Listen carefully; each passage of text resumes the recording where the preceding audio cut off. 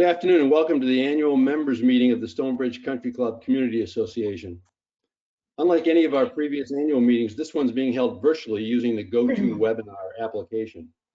Before we get started, I'd like to review two important points for those that may be unfamiliar with the GoToWebinar application. Next slide. You may customize your webinar view as shown on this slide that Ben's prepared. Click on the bar and move the up and down to change the view of the slides or the board members and speaker. Where he's circled there, just move that up and down, you can expand your view. Later in the agenda, we'll have member comments and questions. This next slide shows you how to ask a question. If you can't see the control panel, click on the orange rectangular box with the white arrow. That will expand and collapse the control panel. Simply type your question where it says type your question and click where it says send. You may ask a question at any time. We will address all of them when we get to that point in the agenda. Let's get started. I'll call the meeting to order. Charlie, as Association Secretary, will you confirm that members received proper notice of the annual meeting and that we have a quorum of members? Yes. The notice of the annual meeting was posted and mailed to all unit owners in accordance with our governing documents, and an affidavit of mailing and posting of notice to unit owners is on file, signed by Larry Trowell, President, on file with the association. The other item is quorum, and we definitely have that. Stonebridge Country Club Community Association bylaws, section 4.4 state that a quorum at a members meeting shall be attained by the presence, either in person or by proxy, of members entitled to cast at least 30% of the voting interests. Therefore, at least 240 voting units must be present by proxy due to the annual meeting of the members being held completely virtually due to COVID-19.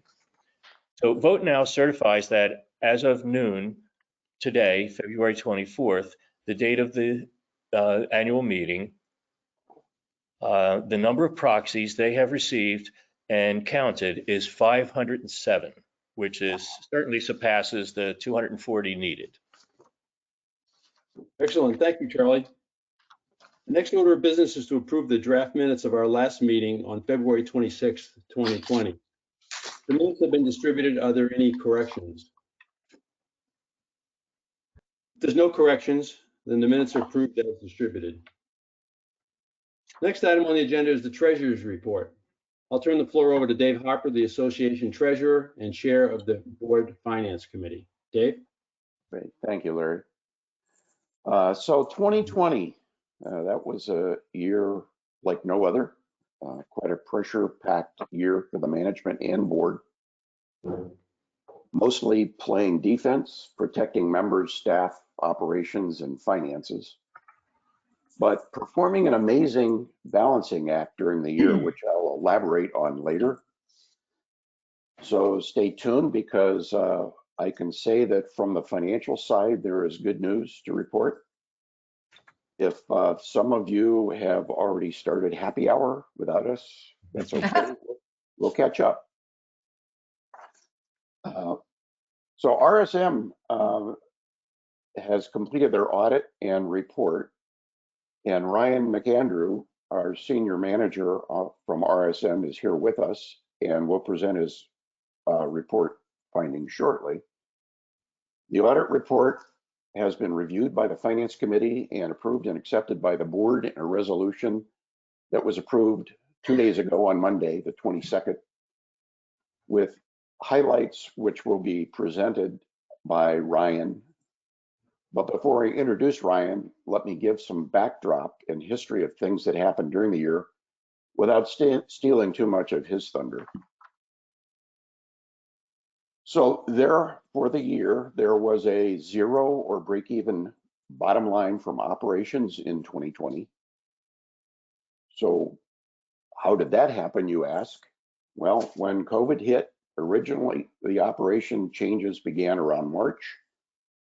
In April, we qualified for, applied for, and received a PPP forgivable loan of $876,000 and change. Throughout the remainder of our fiscal year, there were defined requirements and conditions in order to obtain loan forgiveness. I won't go into all those conditions and details, but we met all the conditions of forgiveness, and they were supported, documented, and the loan forgiveness was finally approved by the SBA on January 19th. So about 5 weeks ago. And that took approximately 9 months from the point where we received the funds.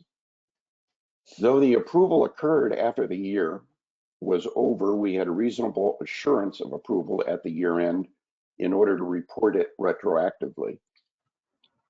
As our auditors, RSM, will attest in Ryan's audit report, once the SBA fully approved our application for forgiveness, that resulted in the elimination of the loan obligation, which now gets treated as grant income.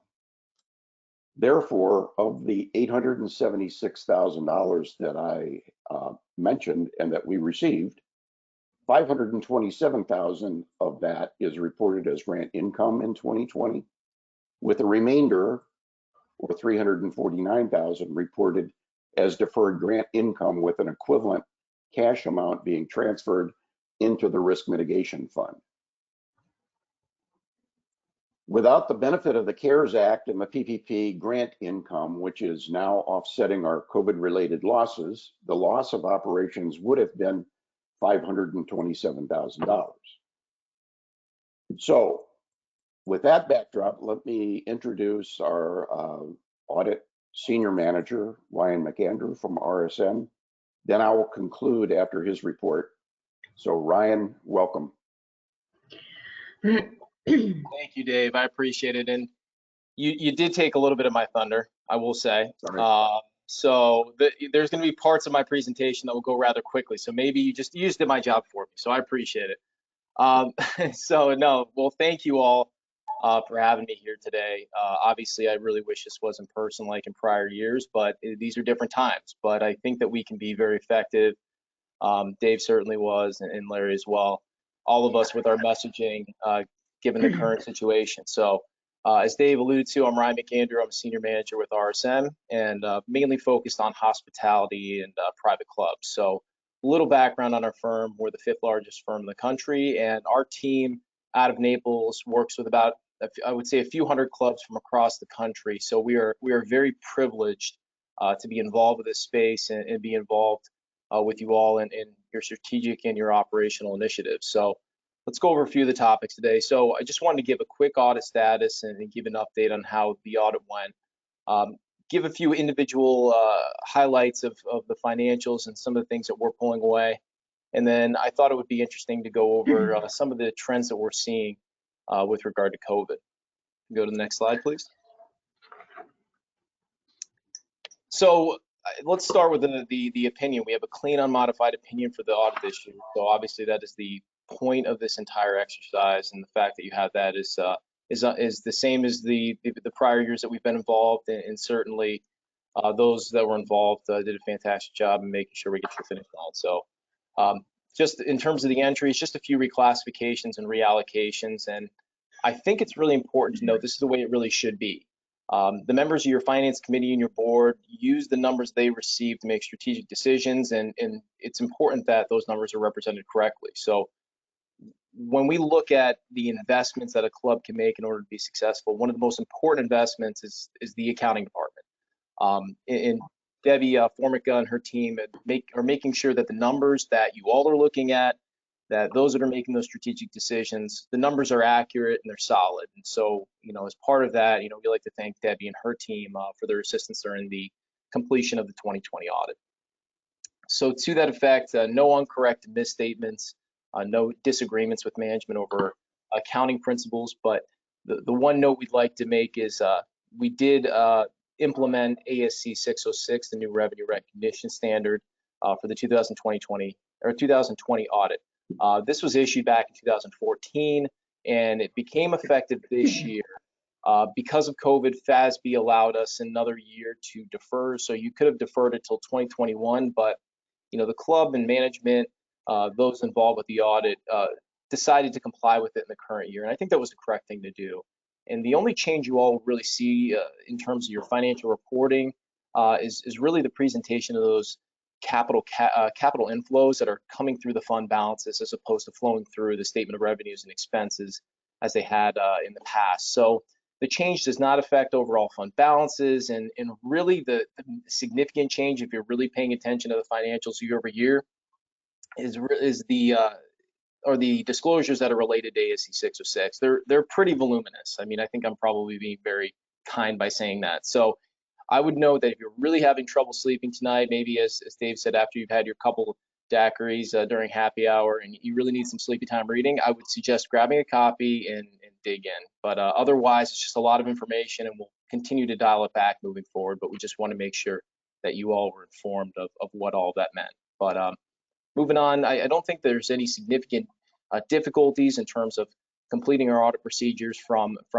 Debbie and her team. So that Debbie's team was ready to assist and willing to assist, and that's all we really hope is part of the audit process. So from that point, it was fantastic, and no management letter comments with regard to internal controls. And I think that when you put it all together, I think the important takeaway here is that if I were a member of the club, I would be very comfortable that the information financially, the controls of the club, the handle on the operations, everything is operating as it should. And I will say that I don't get the chance to say that at very many of these meetings. So I think that all that are involved should be patting themselves on the back, and certainly those that are out there listening should be very comfortable that you're supported from that function.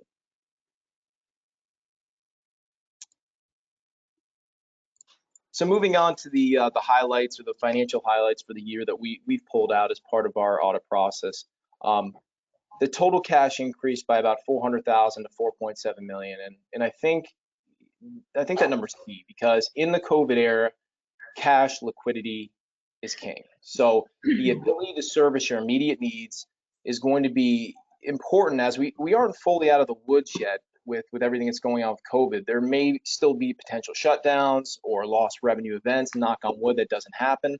But that could potentially put pressure on cash flows for the club. So we are very fortunate in the club world to be in a model where dues and assessments support the majority of operations. So although we have that and there's that support and safety net, there's still a huge chunk of cash that's generated by golf, food and beverage, and some other areas that ultimately is going to be supported. And I think moving on to that, working capital is effectively one-to-one. So you're showing that you have that ability to service your immediate needs with cash and your other liquid assets. So obviously a fantastic position to be in. I'll spend very little time on the PPP because Dave went into it with quite a bit of detail, but ultimately you have about $876,000 in cash, as Dave alluded to, that has been kicked in as part of the PPP program that has been approved and forgiven. That's included in that cash, of which, as Dave alluded to, a portion that has been deferred for future uses. So I think that's the key, is that we're not out of the woods yet. You have cash, you have money in your risk mitigation fund, that if you have any COVID-related losses or COVID-related expenditures, that you're going to have the ability to use that cash as it's intended with the PPP in order to fund those needs. So I think that's pretty important.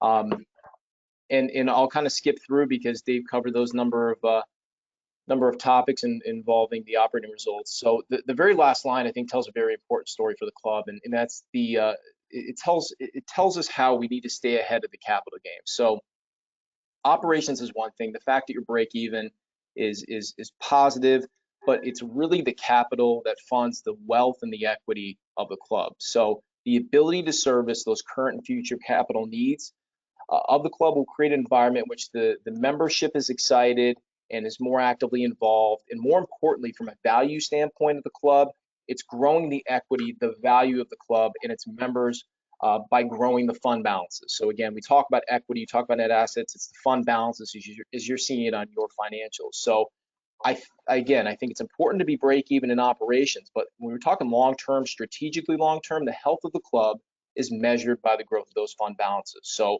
looking at those two numbers, considering that your capital inflows are effectively 2-to-1 versus depreciation, you're certainly trending in a positive upward direction with that, to that effect. Next slide, please. So, you know, usually we put the graphs up, or as you know, we call them the cartoons, and we're able to kind of talk through them, but we weren't really able to do that this year, considering that your 2020 numbers don't relate to 2019 or your budget or any of the benchmarking data we have. So I apologize that we don't have those this year. So I figure we go a little bit of a different direction, and we can give you kind of the insights that we're seeing in terms of the industry and some of our clients. So the one thing that we're definitely seeing is you know, maybe the last few years I hear golf is dead, and the golf club is dead and it's turning into a wellness club. Well, golf is roaring back in the COVID era, certainly. And the stats that came out for rounds nationally in 2020 and for the US golf rounds that we're seeing, up 13.9% from 2019 levels, and equipment sales were up 10.1%. So Golf Data Tech and their National Golf Performance Report provided those numbers, and it's just telling a story that, you know, individuals want to get out, they want to be a part of something, they want to stay active, and golf was a real easy out in terms of the social distancing and those other requirements that we needed under the COVID protocol. So I think that golf is continuing to surge forward, but hopefully what we can do as we start to get to, I would say, quote unquote, normalcy, because I don't think there's ever going to be the old normal ever again, but as we start having individuals that are more active at the club and coming back to the clubhouse and being involved in that respect, we want to make sure we're keeping people out on the golf course. So that's certainly going to be important, and an important trend we're seeing moving forward. And the strength and the status of your F&B operations are really based on the offerings. So what we're seeing is positives are, if you have a lot of outdoor dining space, you're going to be in better shape than those that aren't, because members are just reluctant to come back inside, and the survey data is showing that members aren't ready to come back to clubs in mass yet. And even so, indoor dining, maybe if you had, you know, X amount of seats that are inside, you may only be able to have 20% of that capacity because of social distancing requirements. So again, the outdoor dining, the ability to spread out a little bit and have additional space is certainly working better to those clubs that have those abilities. Clubs that are showing, you know, quite a bit of profitability from big banquets and outside events are certainly suffering. So those events that have been canceled, or the reliance as profit leaders, those clubs are starting to get a hit as a result of that, and they're suffering probably more than those that depend on a la carte dining or to-go offerings, or something where, you know, there's a grab and go option. But I think the other key that we're seeing in terms of the ability to migrate is, where are your members coming from? So we're seeing a huge contingent of Canadian members across all of our clubs that simply can't get back in the country, or it's too arduous and they're not able to make the trip. And that's really affecting the ability to service some of those losses that we're seeing in F&B. I mean, I haven't made the correlation. Maybe they're heavy drinkers. I don't know. I'm Irish, so I can probably say that. But, you know, whatever it is, we're seeing that food and beverage numbers are certainly suffering in those that have those members that just cannot get back to the club. So speaking on amenity additions and enhancements, across the board, there's been no let up in construction. We've been seeing projects move forward. If they were continuing, they continued to completion. Some proposed projects may have been delayed. None that we've seen have been outright canceled. So again, we're seeing that construction's moving forward, and there's certainly an acceleration of those projects on the golf course and in outdoor dining with the clubhouse. So if clubs are in the process of having those conversations are continuing, they're moving forward, and they're completing those types of projects, because that is going to be the future of what's going to drive members to your club. So, and I think that the press at large is really helping our clubs in the area, because we do see those migration patterns from the Northeast, individuals that are looking for warmer weather, more spacious areas. And hopefully what the end result is for Stonebridge is that inventory within the community is low, property values are rising. So personally, you get the benefit, as well as the club is going to have the benefit of maximizing those active and excited members. On the topic of labor challenges continue for some more than others. Really, it's the reliance on the foreign workers, and those foreign workers that were outside of the country that typically come into the country. Obviously, that's not happening. You're not seeing that migration due to COVID. All of the foreign workers that we're seeing that are within our Florida clubs are coming from up north. So what happens is, and maybe this is the unintended consequences, but that puts pressure on clubs across the country.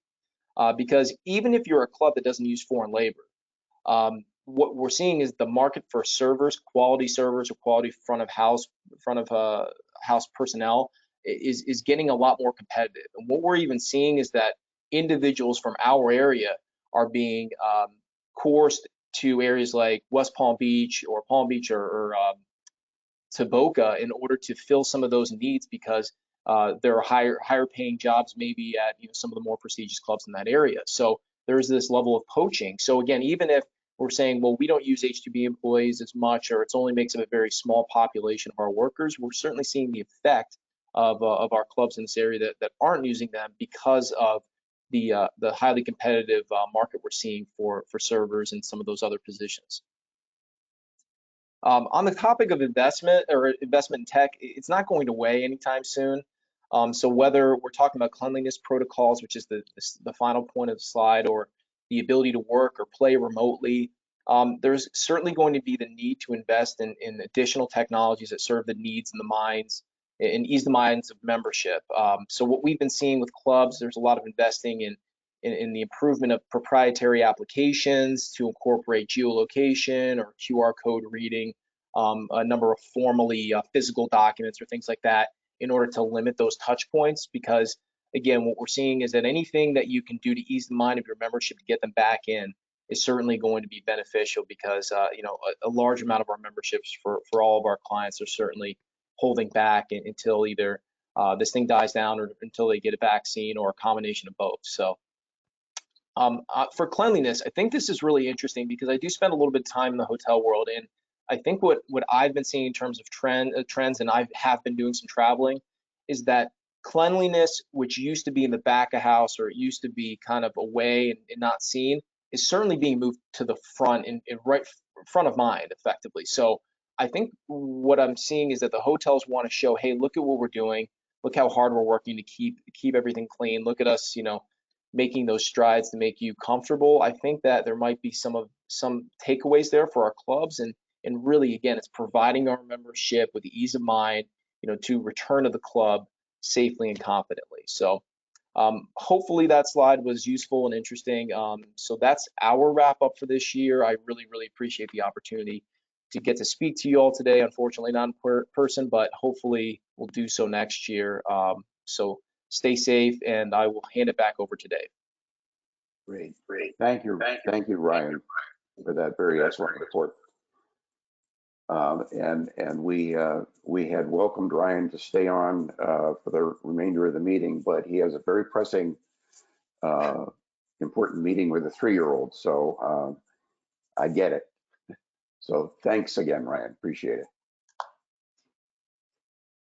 So continuing on, early in the year, we had that pressing question of, and we still have the question of, is there going to be a 2020 assessment? So early in the year, we felt confident. So we were saying we don't anticipate an assessment, but now we are assured that we will not have any assessment. So let me repeat, there will be no, since there is no reported operating loss, there will be no assessment for the year ending September 30 of 20. So I think we can put that question to rest. The PPP forgivable loan program worked for us as it was intended. And for that, I want to recognize Tim and Debbie for the hard work they put in on our behalf through their relentless efforts and time spent with this newly minted but very cumbersome PPP program from start to finish, and I must say with great success. So thank you, Tim and Debbie. However, I will have to say that the year was not all about PPP. From my seat and those of us on the finance committee, we could see management achieving quite the balancing act with a sudden reduced club revenue while balancing needed cost reductions with the added cost of COVID-related protection. Even though management knew we had PPP funding to fall back on, the management team was fully focused on streamlining the operation and making needed operational changes and cost improvements to keep the operating losses down, while at the same time keeping staff employed during the height of the COVID crisis, and while balancing the members' wishes and safety concerns, as well as maintaining compliance with the state and CDC guidelines. That's a lot of balancing. Then on the top of that pressure of managing through COVID and bird dogging this PPP requirement and forgiveness approval, they also had to balance their time and attention toward the needed capital improvements, which continued during the year. Then came time to prepare the 2021 budget. So during the height of COVID, without knowing how long this will last or seeing an end in sight, they put together a budget for 2021. On top of that, at the same time the budget was underway, we hired a new consultant, Drew Isaac, to review and update our capital reserve needs. Then we took on a conversion of our financial systems from North Star to Jonas in order to replace a poor performing, error prone, labor intensive and inaccurate system, while capping off the year preparing for the year-end audit. So a big thank you goes out to Tim and his management team for all they accomplished in 2020. Put some operational highlights up, and I'm not going to dwell on these because I think many of you have seen these before, but just to kind of point to a couple of things. Golf rounds is amazing. If you look at where we ended up in 2020, is 2,700 rounds greater than was budgeted, and that was during the COVID period. And also in terms of the revenue, food and beverage revenue, even though it was $350,000 behind budget, the covers were only 1,200 behind budget, which is only a 1.7% reduction. So quite amazing given what we went through. On the next slide, I put out the balance sheet, but I think Ryan has pretty much covered that. The balance sheet is important from a standpoint that on a monthly basis, the Finance Committee spends a great deal of time and focus on this balance sheet as we do the operating statement, because it's what we owe and what we own and what we're owed.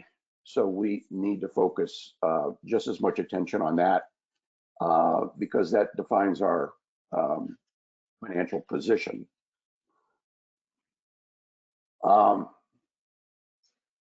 So besides the operating cash and receivables, the reserve funds receive a good amount of attention. And just to review, again, I think we've done this in the past, but just for your information, to summarize the sources and uses of these reserve funds that we have. We have 3 reserve funds.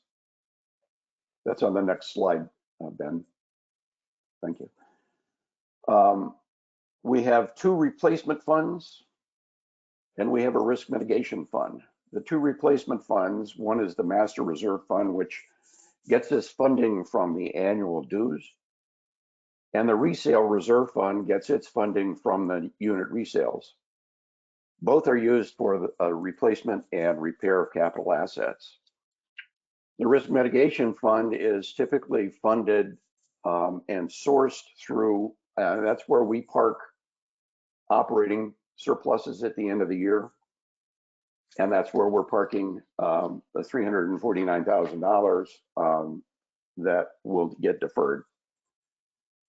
The capital improvements for 2020, though COVID was gripping our club and the nation, that is no reason to stop everything. So again, part of the balancing act, the needed capital improvements we continued during 2020 to improve the club and member enjoyment. We expended approximately $934,000 this year, which includes equipment leases, but there was still $215,000 more in reserves at the end of 2020 than the prior year. In the next slide, you'll see the list of the things that were funded during the year, and I'm not going to dwell on this, but just point out the one that's on the top left that probably everybody has seen, because as you go in and out of the Stonebridge, you will see the entrance and the gatehouse enhancements. So my prediction is that fiscal 2021 will be better. I see that as the year of offense, starting with bridging the future or listening to the members and planning for the future. We also have a good start to meeting our budget goals for 2021. Through the first 4 months of this year, golf rounds are setting a record pace, while every department is significantly ahead of their budget. COVID is still with us, but with medical advancements and with continued member patience and cooperation, we can move beyond and return to full enjoyment. So in summary, Stonebridge operations and our balance sheet are financially strong and stable. Management and the board continues to instill the fiscal discipline we need to maintain our club's strong and healthy financial position. As we all continue to support our goals to achieve members' enjoyment today and in the future. So, Mr. President, that concludes my report. Thank you, Dave. Certainly, when you think about what could have been in 2020, it's an amazing accomplishment. But when you think of what could have been, how bad it could have been, it's even more amazing. My hats off to the entire finance team for the work they did, keeping us afloat during a very difficult time. Yep. Great, thank you. The next item on the agenda is the President's report. Thank you to all the members joining us today for our association's annual member meeting. As we look back over the past year, certainly the most significant event was the pandemic. Our last annual meeting was on February 20th, 2020, when COVID-19 was a relatively unknown and certainly underappreciated virus. In the ensuing 12 months, over 28 million people in the US have contracted the virus, including a number of our own staff and members. And over 500,000 have succumbed to it. I think we can all agree it's been a difficult year. The board worked closely with management to take actions necessary to quickly wind down our amenities and activities as the pandemic worsened, and then slowly and carefully bring them back online in a safe and compliant way when it made sense. We always acted with the intent of creating an environment where our members could protect their own health and the health of other members, while maintaining some degree of the social contact that is an essential part of the Stonebridge culture. We're not done yet, but we now know there's a light on the horizon. I want to first thank the board for all their efforts. In a typical year, the board meets 6 times. This year, we held an additional 10 special board meetings, often called on very short notice and primarily focusing on addressing COVID-related issues. In addition, each of our 14 committees faced their own set of COVID-related challenges. GoToMeeting and GoToWebinar became our go-to solutions and kept the board and their committees functioning at a high level. To our board and our many committee members so generous with their time, thank you. Thank you to the Stonebridge management team and the Stonebridge staff. It's been an extraordinary year in every respect. The team functioned efficiently and effectively, making adjustments to just about everything we do at Stonebridge to accommodate the safety and health of our members. From the single rider carts, to the takeout meals, to the movies on the lawn, to the farmer's market, and much more. The team was always flexible and positive, and even while they worried about their own personal situation, they kept serving Stonebridge. Thank you. Thank you in particular to Tim for all he's done to bring us through this year successfully. Throughout the pandemic, members told us how much they came to rely on Tim's health updates, which turned out to be 90 or more health updates. Who knew? To keep them informed and their anxiety at bay. Tim helped us feel like we were somehow in a Stonebridge bubble. He got us through the worst of it with solid leadership and strong financial management. We're fortunate to have Tim and his steady hand. Yes. Thank you to our financial team for their skill in the face of difficult times. Their work was particularly impressive when you consider the actual and potential financial impacts of this unprecedented year. Dave Harper, the Finance Committee, Tim Jones, and Debbie Formica, our controller, did a remarkable job of adjusting our operations and our budgets and successfully engaging in the Paycheck Protection Program bureaucracy to get us financial help in the toughest of financial times. This was no ordinary accomplishment. As we close out 2020 and move into 2021, we can once again say that Stonebridge is financially strong and stable. Thank you, Tim, Debbie, Dave, and the Finance Committee. I'd like to finish by talking for a minute about the future of Stonebridge. There were times at the beginning of 2020 when uncertainty was everywhere, and some suggested we should hunker down and wait out the pandemic before considering the renovation or improvement of our facilities. But we kept our vision in sight and proceeded to make much needed improvements at the two gate facilities. Then we moved on to think bigger with the golf course renovation and the club facility improvement projects. The 2020 member facilities improvement study was clear. Our members want our association to stay relevant today and in the future. The Private Club Advisor, a professional publication of the club industry, recently pointed out that successful clubs are on a 10-year cycle for making improvements beyond repair and refurbishment. Upgrading facilities regularly is incredibly important for the long-term health of the club. Our members appreciate that we need to think about today and tomorrow. I think it's also useful to think about these projects as much more than just a renovation or facility improvement. Think of these proposed improvements as a means of enhancing our social connection. Studies have found that when we add years to our lives by simply living in social spaces like our club, our bistro, golf course, tennis courts, fitness center, card and game rooms, etc. One recent study concluded that people thrive physically and psychologically when they have a place to interact and connect. They refer to it as the village effect.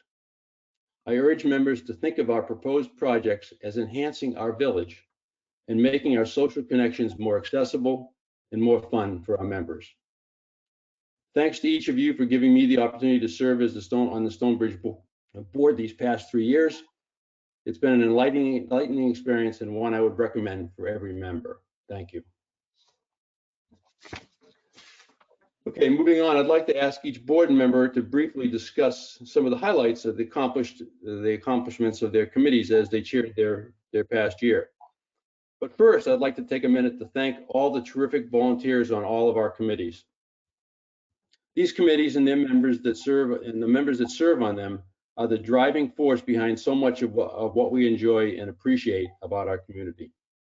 These volunteers set the example for the rest of us in their willingness to share their time and talent. I know I speak for all the committee chairs when I offer a sincere thank you to all our committee members. Okay, moving through the committees. Bruce, let's start with the Architectural Review Committee. Thank you, Larry. First, I would like to reinforce your thoughts, and I'd like to thank the volunteers who served on ARC for the past year. This hardworking team reviewed each request with an open mind and an observant eye on the ever-changing trends in the Naples real estate market. In many cases, they worked personally with a homeowner to tweak their request to maintain a consistent appearance for Stonebridge, and yet appeared that often desired touch of individuality. It was definitely a busy year. ARC reviewed 262 change requests for the year.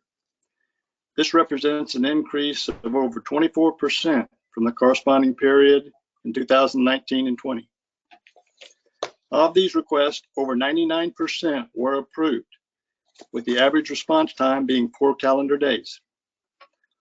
Over 1/3 of these requests were to renew or replace aging and overgrown landscaping, which is evident with a 25-year-old community. ARC designed and implemented an audit program for an on-site review of project completions to ensure that projects were completed as approved. In conjunction with this, ARC modified the existing program to allow online communication from the homeowner when completion was achieved.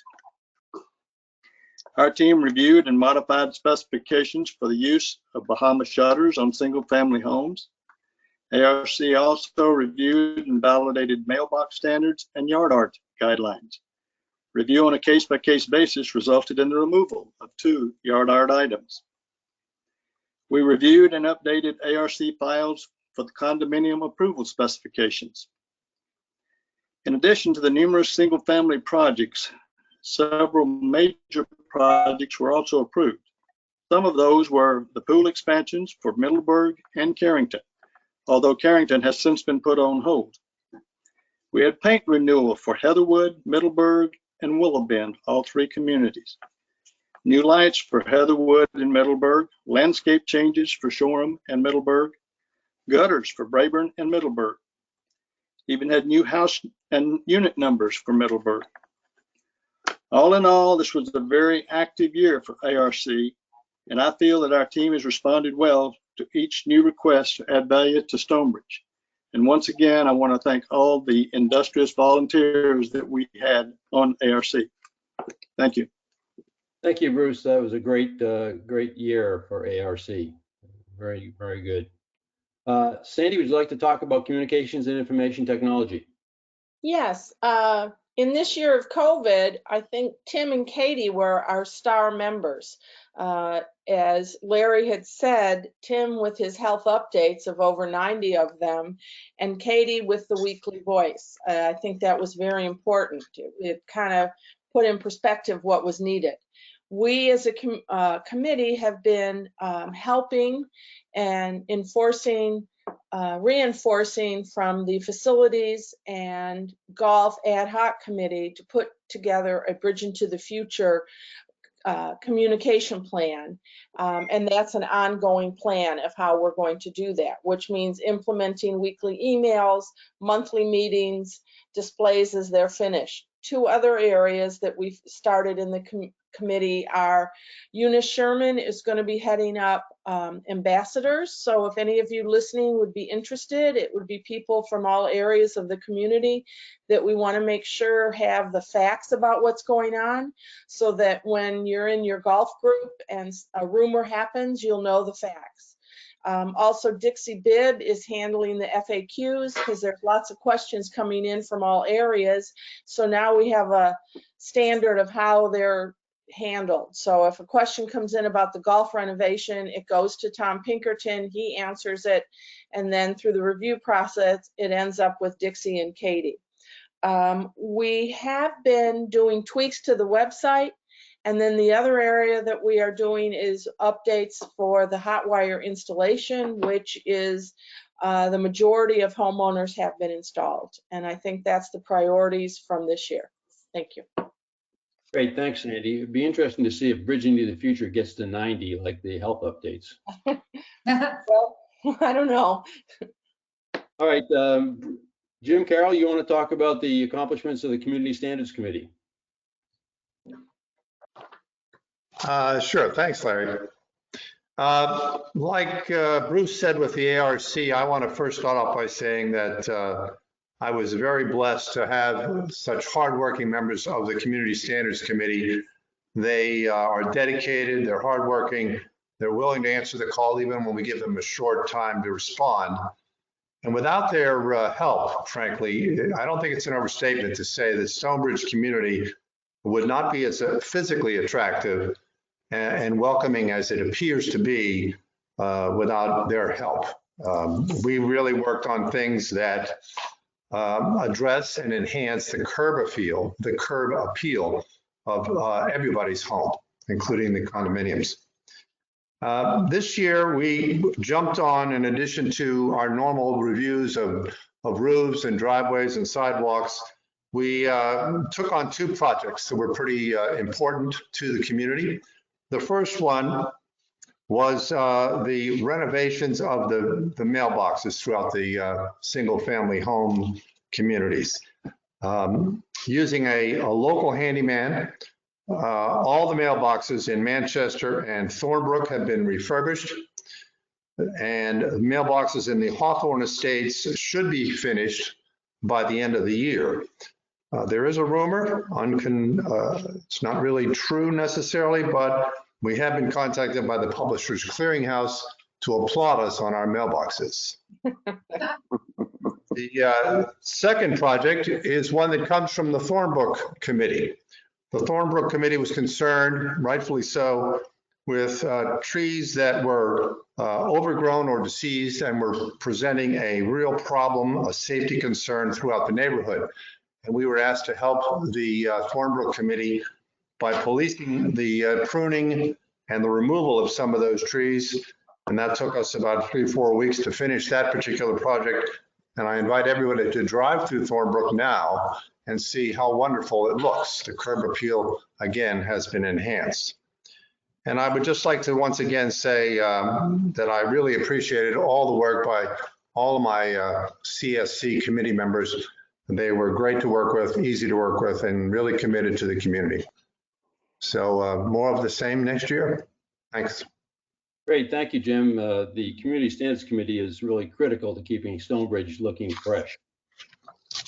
Dave, Finance Committee?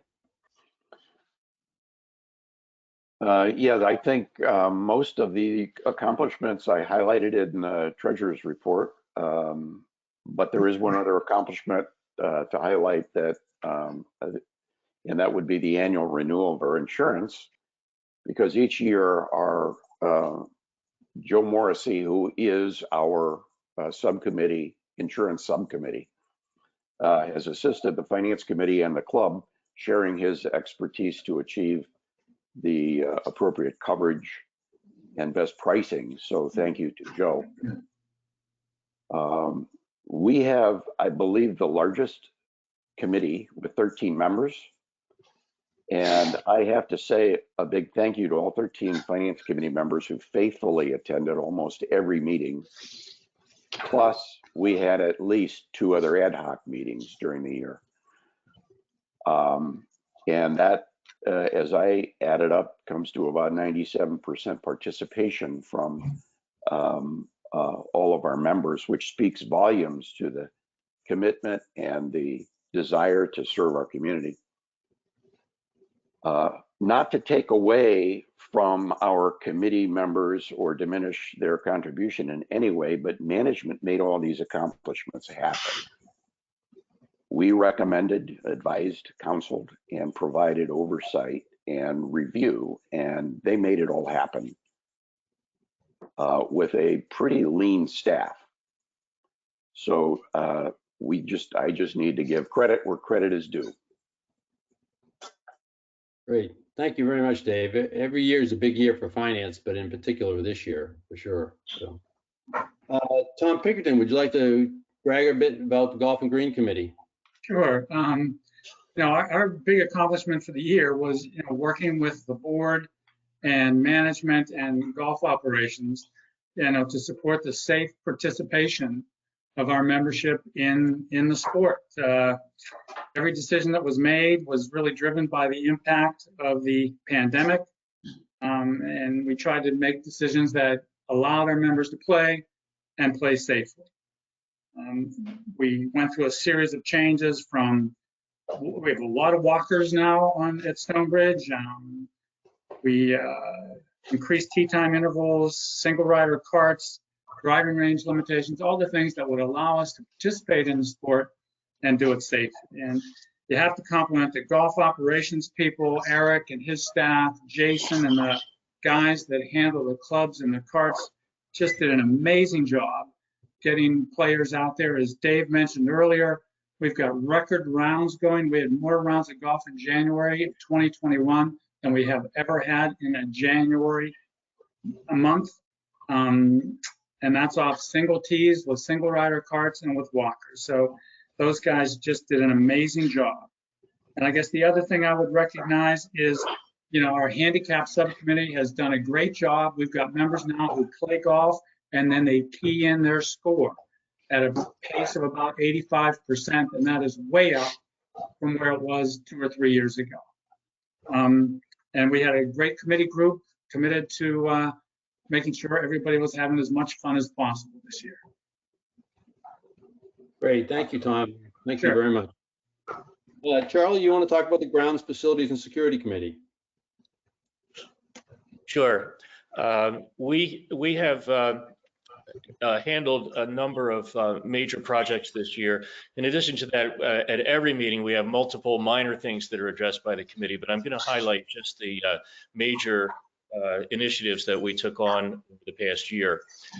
First of those is the Manchester lighting, and I'll explain why I consider that a major one. The lighting project was to light the 3 islands in Manchester, to uplight the trees, and that was funded by Manchester residents exclusively, and it's a beautiful aesthetic change to the neighborhood. And the reason that I say that this is a major one is that it pretty much spurred similar initiatives throughout the other single home communities. Both Hawthorne and Thornbrook have a lot of side streets, and it just about all of them, if not every one, has an island in it. And many of those have already stepped forward to take on the same kind of project. So the end result will be a significant enhancement to both the beauty of Stonebridge and safety by adding additional lighting. It's very appealing, and as I said, it really spurred a lot more of the same. The second one that I'm going to highlight is improvements in the security system. We made a $35,000 investment in enhancing our security system. Now, this included a lot of additional cameras placed both in the fitness and tennis center, in the clubhouse, and surrounding areas. It also includes a kiosk at the airport gate. Now, this is not really operational yet, but it will be very shortly. And this kiosk will enable visitors to access the airport gate after hours. They can be sent a pass to their iPhones, and that can be used in this kiosk, or will be shortly. So that's another major improvement that's coming.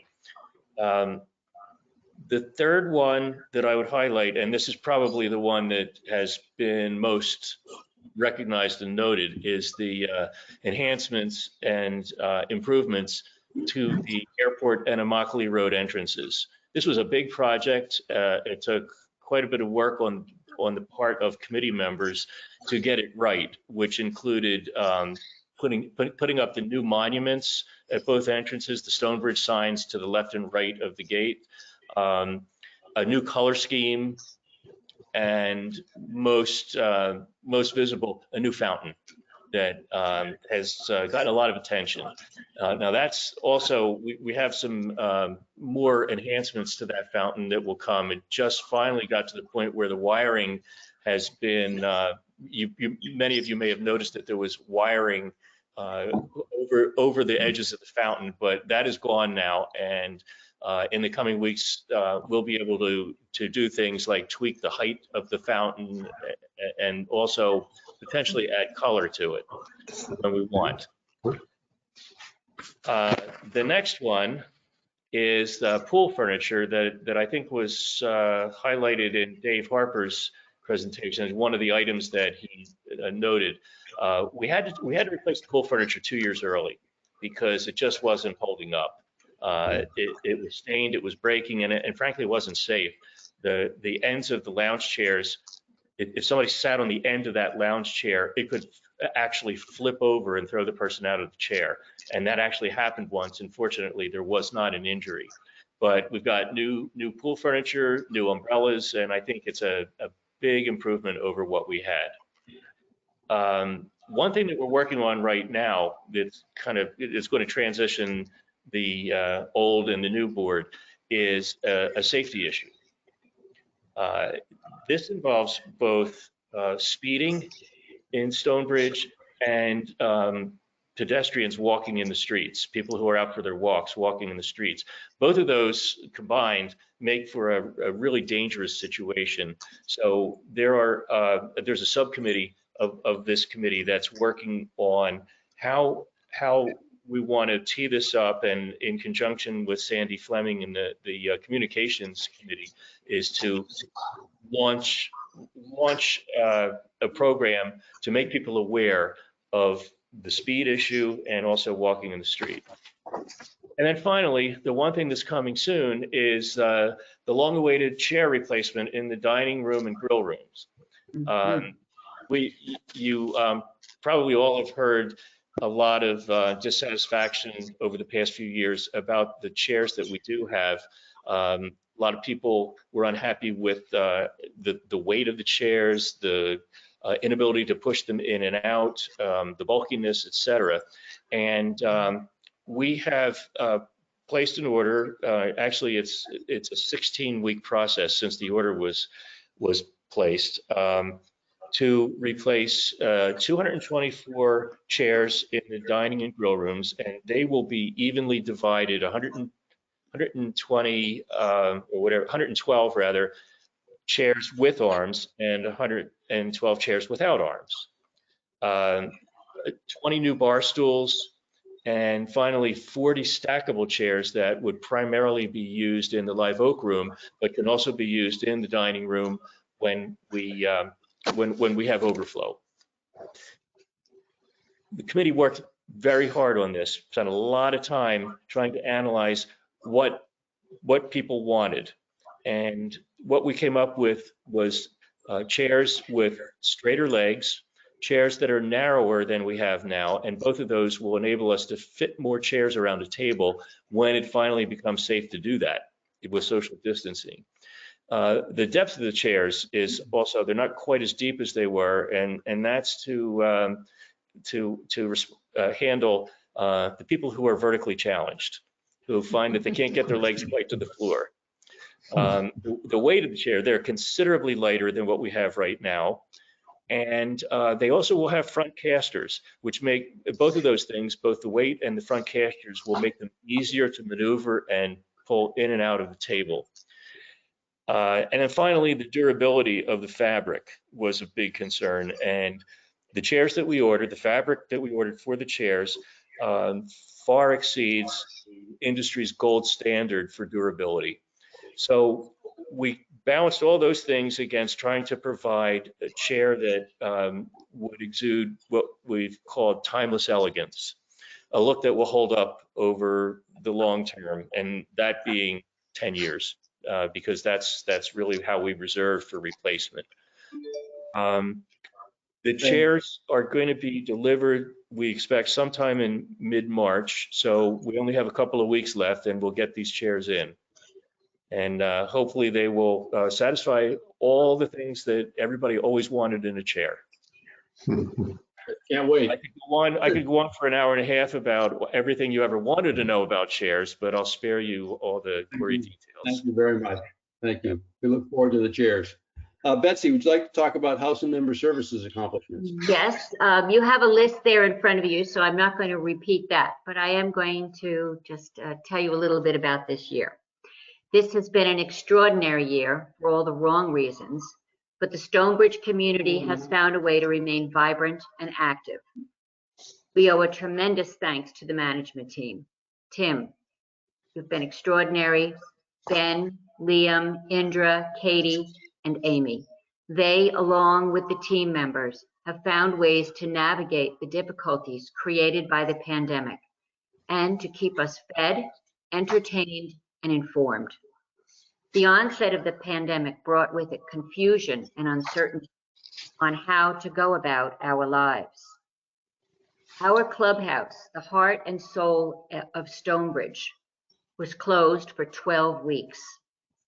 Meeting friends at the grill room and the bistro, the center of our social activities, was abruptly no longer an option.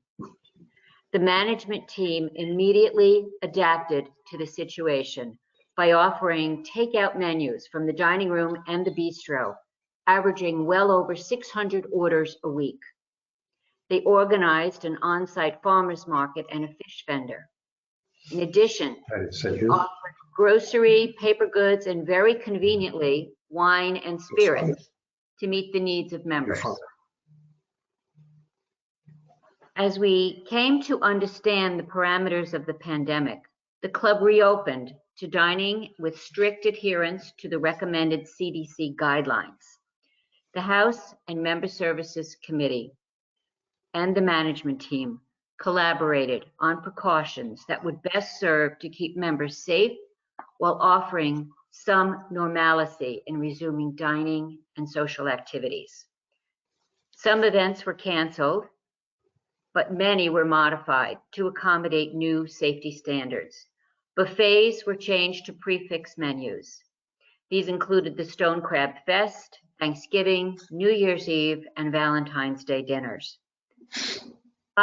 Thursday pasta buffets were modified to monthly special themed dinners, such as the Italian Night, French Bistro, and next month it will be Tex-Mex. The veranda became the place to sit, with members enjoying the beautiful views while dining in an environment in which they feel safe. Movie nights on the lawn were added to the calendar and proved to be a popular experience, especially with the addition of the food trucks and outdoor bar refreshments. I offer many thanks to the House and Member Services Committee members. There are 12 in all. They have been active and vital in making thoughtful decisions on how to safely offer dining and social activities. Member safety was and will remain a priority until the time when we are a vaccinated community.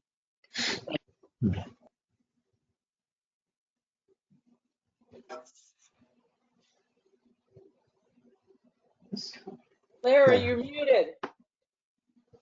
Thank you. I just was saying, I was saying what a great job the House and Member Services Committee did and Betsy's committee, because it was right up there with golf. It was one of the ones that had major impact from COVID. So great. Thank you very much.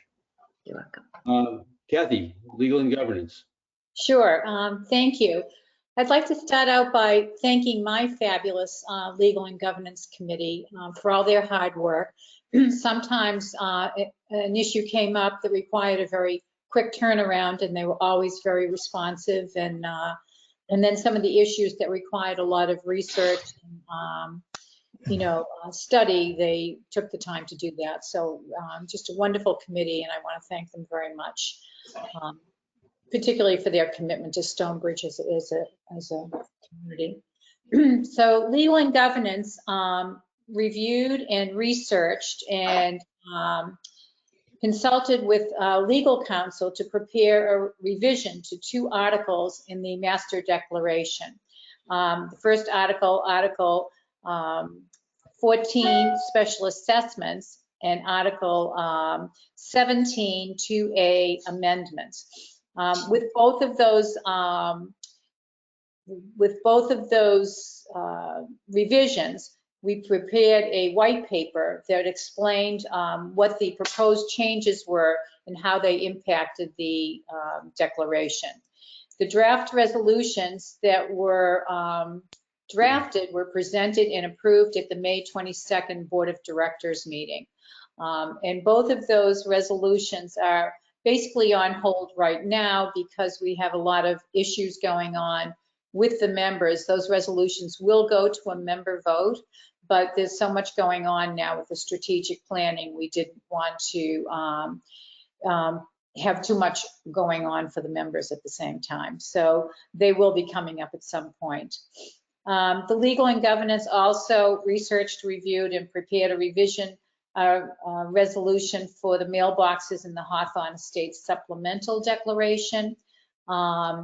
They also, for the notification to owners for the Board of Directors meeting, they help facilitate the development of an updated SOP to ensure proper notification to the owners and members of the club on the Board of Directors meetings in a conspicuous and consistent manner so that members had information to join meetings like this and all the Board of Directors meetings that we had throughout the year. especially as they change to an online remote format. And then we looked at the owner's rights on private property, and with the assistance of legal counsel, we confirmed the owner's rights on private property, and the committees that were involved in taking action on that, we made sure that through management, those committees were aware and changed their SOPs.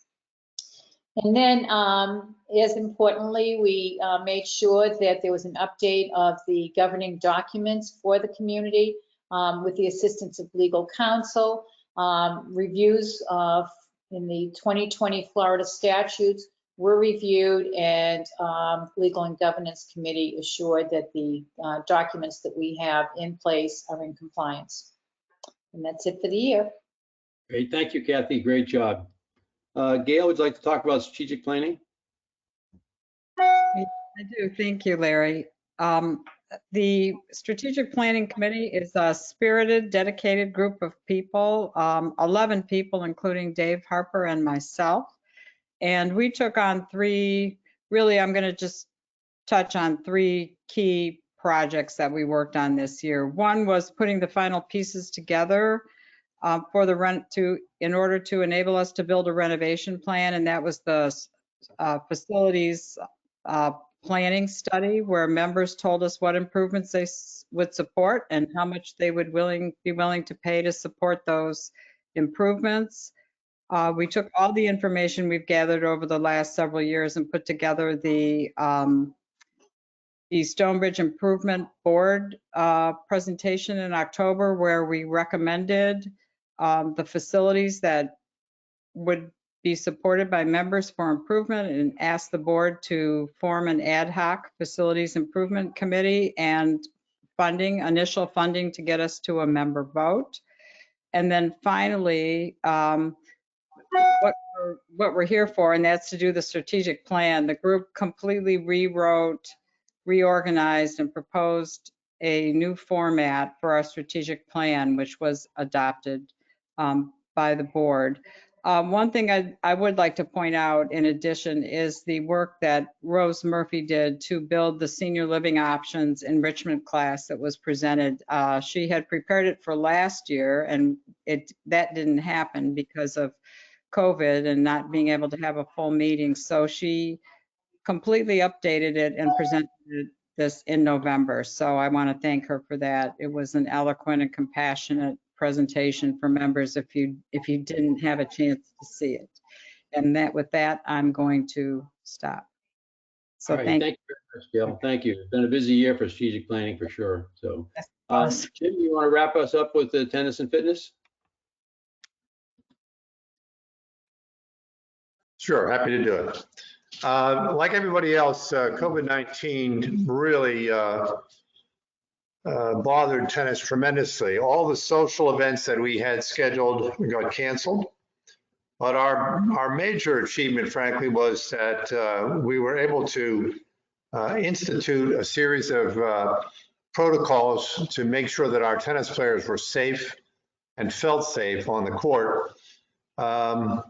And in fact, as a result of those protocols, believe it or not, we actually had more activity on the courts for longer periods of time and more people. In fact, you may even realize this, especially if you're near the club in the evening, the tennis courts are actually pretty occupied in the evening at dusk. They turn the lights on and play for a couple hours, and that wasn't always the case. So we're real happy about that. Construction-wise, we finally have a canvas cover over Court 1's viewing area that's almost completely installed at this point. And over on Court 5, which is the other end of the courts, closest to the road, we have agreed on a design for a viewing area over there as well. And that hopefully will be funded by Mr. Harper's resale reserve fund, if we can get that approved by him and his committee. As far as the fitness classes go, our friend Jeff Zink has become a matinee idol with his video classes, and his water aerobics classes continue to be very, very popular. And he invites anybody on the board who wants to come over and join him. The big success of the year, though, in tennis and fitness has to be, without a doubt, the activities of the Blue Zones Subcommittee. Led by Carol Gaffney with a special help from Linda Taylor, Emmy White, and Kathy Wobeking. They created a calendar of informational sessions with outside experts coming in to provide important information for all of us at Stonebridge. And the Track Your Trek program, which was designed and is designed to promote more walking around Stonebridge, has really taken off, and it's very well received, and we are very appreciative of all their work doing that. So kudos to the entire subcommittee, and I would invite you to check on the calendar whenever you can and look for some Blue Zones events and sign up.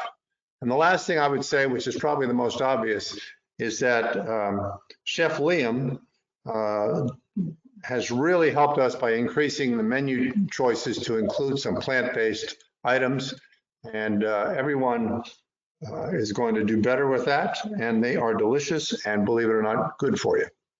So, thank you. Good. Thank you very much. I can verify that it's delicious. Okay, now the next item on the agenda is member questions. Ben, do we have any questions from the members? Yes, I have a few questions and a few comments to get through here. Okay. First one is from Paulette Margulies. These are more general comments, but she'd like to say that in an area where new is the norm, even if farther out from the center of Naples, maintaining Stonebridge as an attractive option for future owners is an absolute priority. With that, in addition to the common spaces, driveway pavers should be strongly encouraged. Mm-hmm. Right. I agree. Also, comment on local realtors.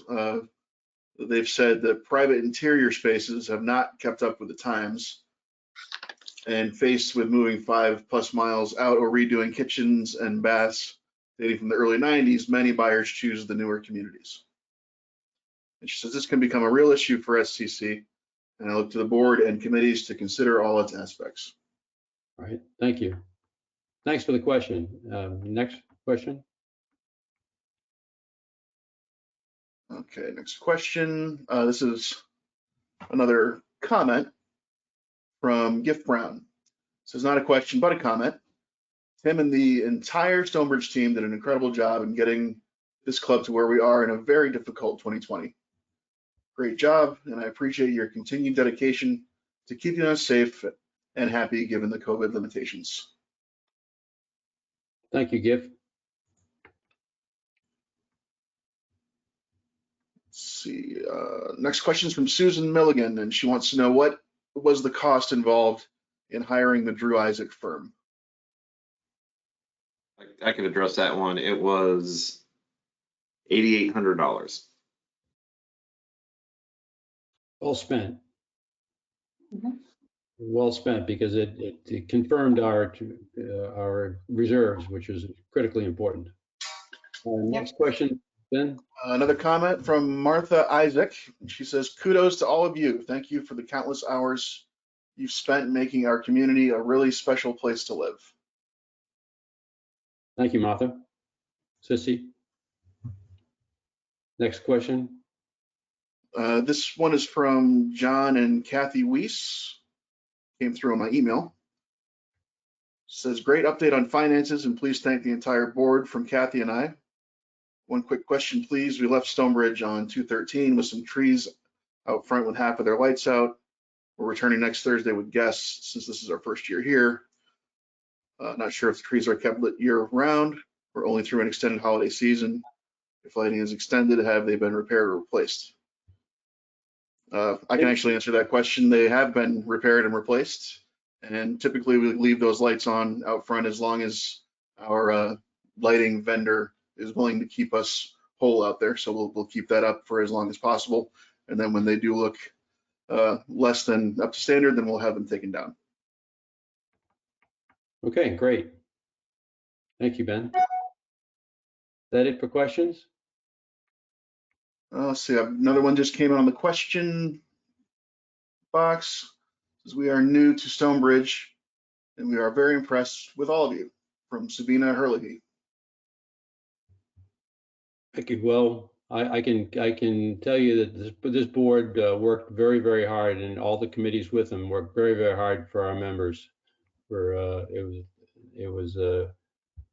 really stepped up to the volunteering, the time and talent. I agree with you. Okay. And that does it for questions and comments. Okay, thank you, Ben. The next item on the agenda is the Thomas L. Brooks Outstanding Volunteer Award. To make that presentation, I'll introduce Charlie Ganjami, the chair of the Volunteer Award Committee. Charlie? Thanks, Larry. The committee includes myself and Kathy Deedy and Sandy Fleming. This year, of course, is a little different, and we really kind of agonized over how we were, what to do about this award to make it special.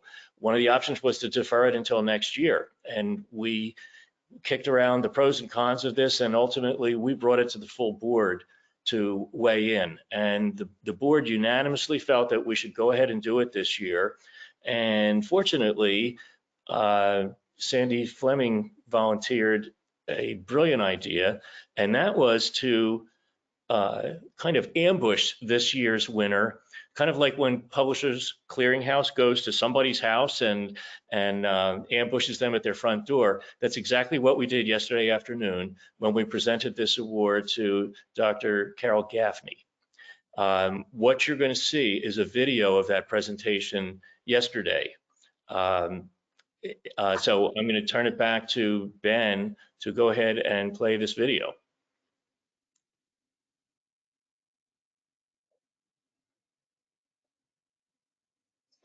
Carol, I think we surprised you a little bit today, but we are here to present the Thomas L. Brooks Outstanding Volunteer Award for this year. Carol Gaffney has had a profound impact on two major aspects of life in Stonebridge, particularly over the past year. Let me tell you a little bit about the ways that she has distinguished herself as the consummate volunteer in Stonebridge. There are two primary areas that I would like to highlight.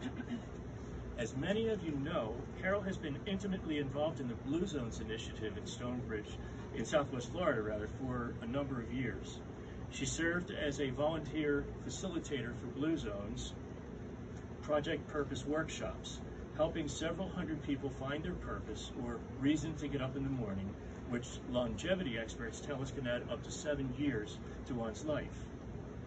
In the words of Blue Zone's Executive Director for Southwest Florida, Deb Logan, quote, Carol harnesses her expertise in counseling and coaching to create dynamic workshops. In fact, she has been so successful that the Blue Zones Project asked her to train additional facilitators. And then Deb went on to say she's considered Blue Zones Project champion extraordinaire by Deb Logan and her team for helping others live longer, healthier, and happier lives. Carol was instrumental in paving the way for Blue Zones to establish a presence throughout the region, and was the driving force behind bringing the concept to Stonebridge, where Blue Zones is a subcommittee of the Tennis and Fitness Committee. Dr. Gaffney has led this subcommittee of about 6 members from the beginning, with its objective of helping us to do just that, to live happier, healthier, and longer lives. We might have just shortened yours a little bit, but within the past couple of months, Carol and her team have been able to get Stonebridge Country Club certified as a Blue Zones community. Under her leadership, the subcommittee has consistently offered activities with these objectives at their heart, with at least monthly activities for Stonebridge members. Here's a list of the activities that Carol has coordinated. First, Wine at 5. Second, a virtual health fair. I'm not sure how long ago that was. But we have a health series going on. So it's okay. So more coming. Finding Your Purpose workshops, and I'll do a little commercial for that. There is one scheduled for this Thursday morning at 9 a.m. Track Your Trek, which has been highly effective in ratcheting up exercise levels among many of our residents. And healthy menu choices. Dr. Gaffney and her committee have worked closely with Chef Liam to bring healthy dining options to the dining room and bistro menus. These are the Blue Zones friendly options that you see on both of the menus. The leadership, dedication, and passion for Blue Zones that Carol has brought to bear over the past several years has already made a big difference in the lives of many of us at Stonebridge Country Club. For all of this alone, Dr. Gaffney deserves this award. But that's not the only contribution that she has made to life in Stonebridge. There's more, which brings me to the second profound impact that Carol Gaffney has had here in the community. Let me take you back about a year to the beginning of the COVID-19 pandemic outbreak that has so far claimed over 500,000 American lives. Many of us have forgotten how difficult it was, to nearly impossible, to even get one mask to protect ourselves and others from this virus. Not even frontline healthcare workers such as hospital staff could get masks, if you remember.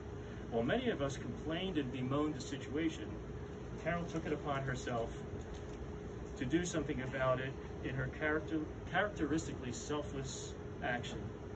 She organized and coordinated a dedicated posse of dozens of Stonebridge volunteers, including workers who cut out fabric in 3 different size mask patterns, 2 adult sizes and 1 child size, some volunteers to sew the mask parts together, some to search out, find, and buy the hard-to-find elastic that was needed for the masks, and finally volunteers to deliver the masks, the finished products, to both Stonebridge residents as well as nonprofit organizations in the larger community. Through Carol's leadership and tireless work on the initiative, the team was able to provide 2 masks to every single Stonebridge household that wanted them, and also deliver in batches of 100, I believe, to nonprofits that were in desperate need, such as St. Matthew's House, Naples Community Hospital, and the 24-Hour Club. I don't know if there are any more that come to mind. Guadalupe Center. For the kids. Yeah, for the kids, which is why we have the child-size masks. In all, through her leadership and hands-on work, Carol and the team have delivered over 1,200 masks, and that was my last count. I don't know if it's a little bit more than that. I count. Yeah, so more than 1,200 masks to Stonebridge members and nonprofits in the area. Both her dedication to Blue Zones and the Mask Initiative have been truly wonderful examples of the spirit of volunteerism that makes Stonebridge Country Club the uniquely caring and giving community that it is. And so, it is my distinct honor and privilege to present the 2021 Thomas L. Brooks Outstanding Volunteer Award to my friend, Dr. Carol, we have several of our members will receive this award, and they have done outstanding work. So I want you to know you're right up at the top with the best of them. Thank you so much. I watched this presentation, and I feel honored to be in the company of those who have received it. So thank you very much. Well, you belong there. Oh, yeah, definitely. Thank you. Congratulations. Oh my gosh, thank you so much.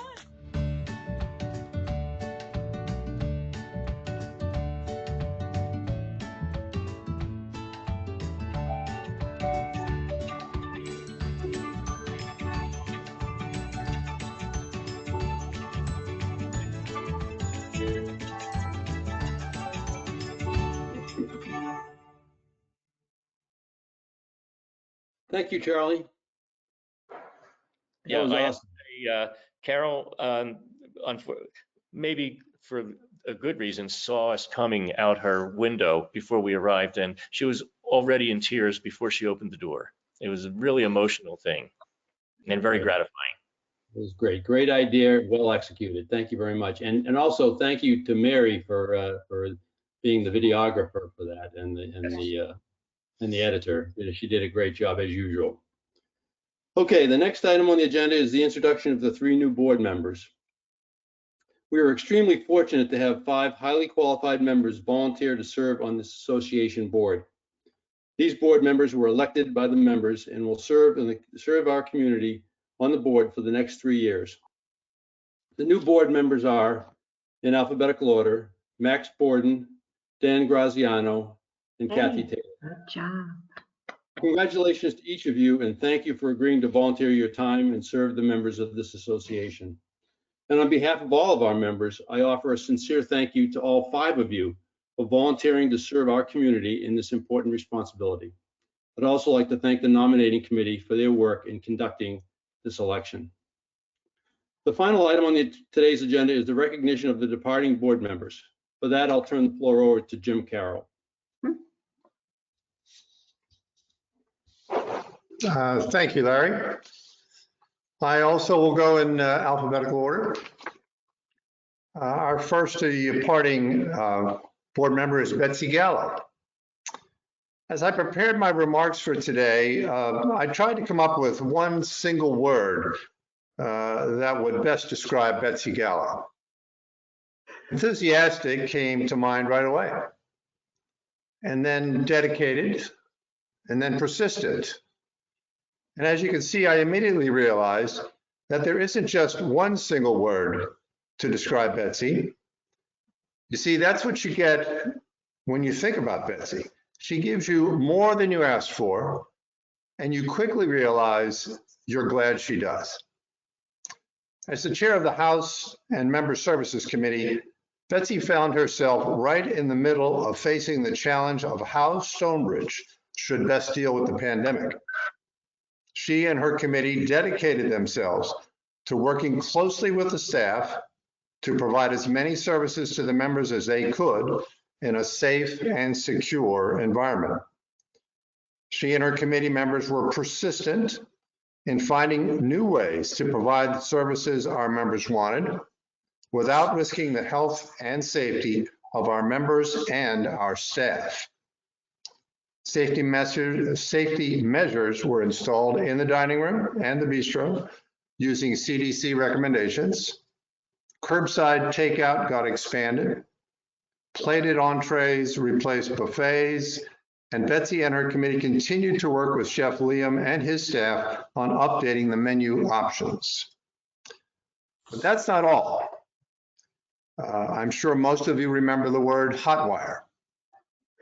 Once again, Betsy was right in the middle of helping find a solid cable replacement for all of us here at Stonebridge. As chair of the Communications and IT Committee, Betsy again brought her enthusiasm and dedicated herself to finding the best solution. And she was persistent in her pursuits. All of us here at Stonebridge have benefited greatly from Betsy's dedication, her persistence, her hard work, but most of all, from her enthusiasm. So Betsy, please accept this gift as an expression of our great appreciation for all you have done for us here at Stonebridge. Thank you. Thank you, Jim. It's been a pleasure working with this board, and I am more than happy to pass the torch on to Max and Dan and Kathy. You are in good hands, and I know they will share my enthusiasm and energy in getting the job done that needs to happen in the next 2 years. Great. Thank you, Betsy. Okay, Charlie Ganjami.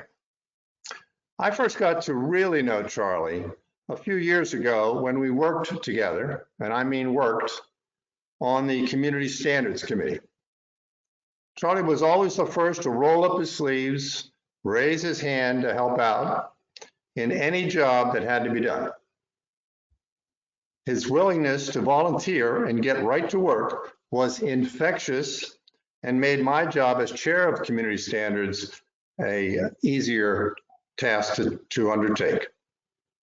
Whenever a new project presented itself, the hands of every other committee member went straight up after Charlie said, and I can start right away. He also brought with him enormous background knowledge and experience in almost everything, whatever the subject. Whenever I would ask him if he ever had seen this or that, he'd always say, as a matter of fact, I have, and then provide some very helpful information about how best to proceed. His practical approach to problem solving and his ability to work with people has had a tremendous impact on Stonebridge. The projects he has led have and will continue to have positive, long-term impacts on Stonebridge. Let's start first with the beautiful fountain at the Immokalee Gate. He and his committee did an outstanding job of enhancing our community's curb appeal for the whole world to see. And while they were at it, his committee upgraded the electronic security system at both gates to protect us from some of the world we may not want to deal with. Charlie helped the installation of the beautiful island lighting in Manchester, which he spoke about earlier, which actually inspired others throughout Stonebridge to shine a light or two on their own neighborhoods. So from our, he and his committee helped to upgrade and modernize the pool area. And very soon we will all be easing ourselves into some very attractive and comfortable chairs and bar stools in the dining room. So from our front gate that the whole world can see to the inner sanctum of our dining room, where only the lucky Stonebridge members and their guests can enjoy, Charlie has left his mark, and we are very grateful. Please accept, Charlie, this gift as a small token of our appreciation for all you have done for us at Stonebridge. Thanks, Jim. I first met with Dan Graziano, who at the time was president of the board. One of the things he said to me is, "You will never see Stonebridge the same way again." And for better, he was right about that. This has been a terrific experience the past 3 years in getting to know the inner workings of our community and just how solid it really is. So I thank everybody for the opportunity that I've had for these past 3 years. Thank you, Charlie. Okay, and lastly but not leastly, Larry Trowell, Mr. President. You know, throughout history, presidents are often defined by the circumstances they faced and by the way they handled the challenges put before them. When we look back on the past year in Stonebridge, we found ourselves facing an enemy that was feared by all, difficult to understand, and protected by great uncertainty. Early on, the COVID pandemic snuck right into our own backyard with the death of a well-known prominent member of our community. COVID was not just a headline on the evening news, it was real and it was here. The health and safety of our members and our staff was at risk. How are we going to keep everyone out of harm's way? The financial ruin of our community was considered by many to be a real possibility. What could we do, if anything, to prevent financial disaster? What a time to become president. We clearly needed someone who would be a strong, well-prepared leader, ready to take on this fight. In short, we needed a wartime president, and we found one in Larry Trowell. Larry certainly appeared to be ready. In 2018, he chaired the Strategic Planning Committee, so he knew what needed to be done to keep Stonebridge viable and ready for the future. In 2019, Larry chaired the Finance Committee, so he knew firsthand how financially sound Stonebridge was, and he put in place practices to keep us financially healthy for the future. Then in 2020, COVID came. You know, in member-driven organizations like ours, the plan is usually straightforward. Volunteer directors direct, professional staff implement, and members enjoy. COVID made that well-respected plan much more challenging. Larry called for an all-hands-on-deck response. The board and the staff worked closer together than ever, and it often seemed as if no detail was too insignificant for an in-depth analysis. Decisions were hard to make, but the goal was always clear. the safety of our members and staff was the top priority in all decisions. When the government instituted the Paycheck Protection Plan, Larry and our amazingly hardworking Stonebridge staff moved quickly to obtain a grant that helped us pay employees and mitigate operating losses. And finally, if that wasn't enough, even with no end of COVID in sight, Larry continued to champion the much needed refurbishment of the golf course and the upgrading of our facilities. Projects that the membership had approved in principle well before COVID arrived. Ad hoc committees populated by rank and file members throughout Stonebridge were established to dig deep into the details, and plans were set in motion to ensure that all along the way, the membership would know exactly what was being proposed, at what cost, before they were asked to vote on any changes. Now, those of us who know Larry can hear him say right now that none of those things were accomplished alone. It was always a team effort, and that would be true.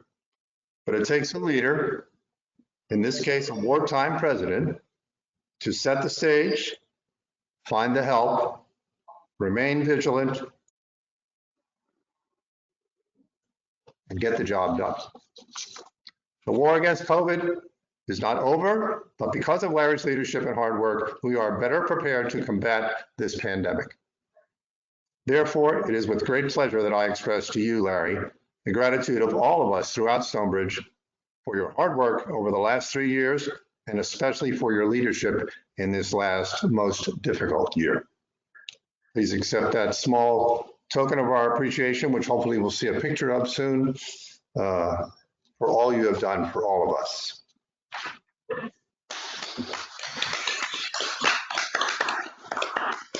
Thank you very much, Jim. And as predicted, I'm going to say it was a team effort. And there was not one thing that we did that we didn't do as a team and get input from everybody. And I appreciate everyone's dedication and hard work. And when we called emergency meetings because we had an issue that had to be addressed, nobody said, "Gee, no, I'm busy." You know, people were on it and they jumped on it, and it was terrific. And it was absolutely a total team effort, right through every one of those actions. So thank you very much. Okay. Good job. Thank you. That concludes our 2021 annual meeting of the members. Thank you for attending. May I have a motion to adjourn? So moved. Second? Second. All those in favor of adjourning? Aye. Thank you very much, everybody. Have a great day, and it's been my pleasure working with you. Thank you. Thank you. Thank you. Thanks, Larry. It's All right, great. thank you. Thanks, Larry. Thank you, Ben. Good job. Thank you, sir. Good night. Night. Night.